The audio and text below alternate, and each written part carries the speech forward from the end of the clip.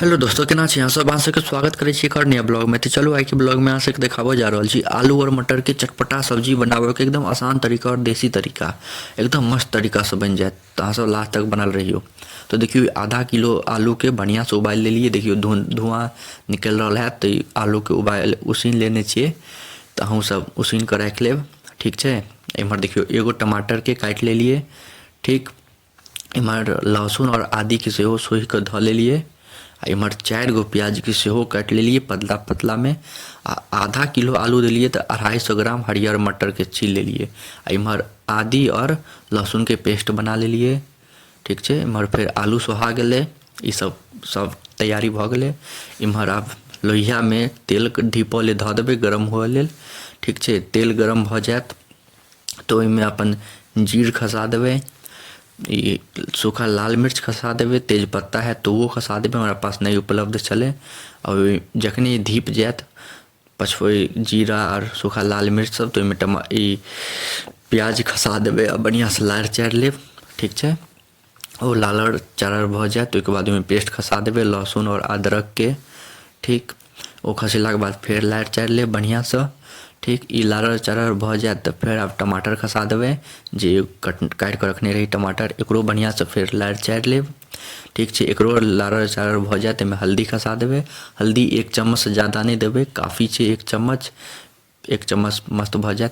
उसके बाद नमक डाल लेब, नमक 3 चम्मच दऽ देवे, 3 चम्मच काफ़ी है एते सब्जी लेल। तो बाद फिर बढ़िया से लार चार लेब, ठीक है।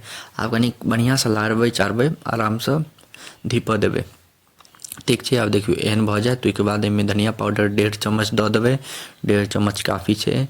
और सूखा लाल मिर्च पाउडर बस 1 चम्मच देवे, लाल मिर्च पाउडर 1 चम्मच देवे, वो काफ़ी है। उसके बाद लार चार भ जाए तो फिर हरियरका मटर खसा देवे, फिर बढ़िया से लार चार लेब।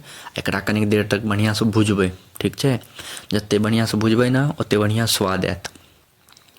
तो बुझियो ना आधा किलो आलू में 250 ग्राम हरियरका मटर, एक नंबर बन जात।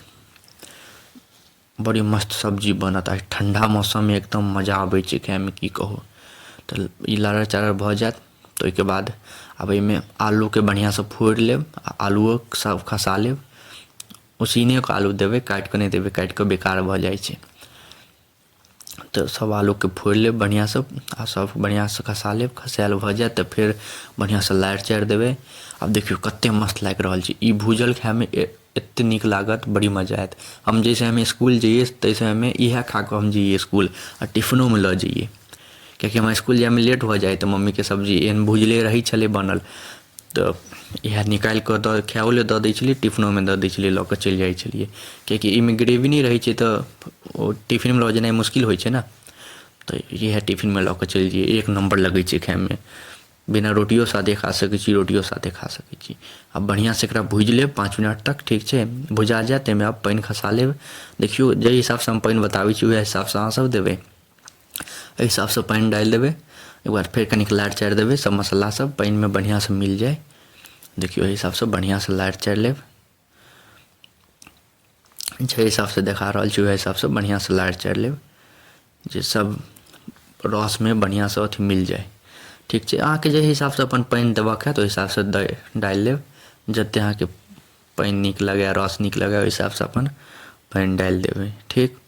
पानि डालला के बाद आगे के ऊपर से ओते डालि देबै, एगो कोनो बर्तन डालि के झाँपि देबै। एहिके बाद कनिक देर तक एकरा खौलऽ देबै। देखियो एते फ्लेम पर एकरा खौलऽ देबै। अब खौलल भ जाएत 5-10 मिनट तक, ओके बाद बस गैस के बंद कऽ देबै। देखियो अब बन के एकदम रेडी छै, तैयार छै। में धनिया पत्ता गरम मसाला सब डालि के आराम से खाओ, एक नंबर मस्त लागत। तो देखियो एहिमे हम अपन घर के बनल गरम मसाला छै से डालि देलिए। हम ई गरम मसाला घर के बनल छै, एकरो वीडियो हम जरूर हमर चैनल पर अपलोड होयत। अहाँ सब चैनल के सब्सक्राइब कऽ के राखू, जल्द से जल्द एकर ब्लॉग आयत, गरम मसाला केना घर पर बनायल जाइ छै, तो जल्द से जल्द आयत। अहाँ सब सब्सक्राइब कऽ के राखू। तो गरम मसाला डालि देबै। अब धनिया पत्ता है तो ओहो डालि देबै, हमारे पास नहीं छलै एखन तो छोड़ि देलिए। गरम मसाला डालि के देखियो कते मस्त बनले, एक नंबर बनले। अहाँ सब जरूर एक बेर घर पर ट्राई करब। तो अहाँ सबके एते देर तक देखा के लिए धन्यवाद। नीक लागे तो लाइक कमेंट शेयर सब्सक्राइब जरूर करब। मिलै छी अगला ब्लॉग में।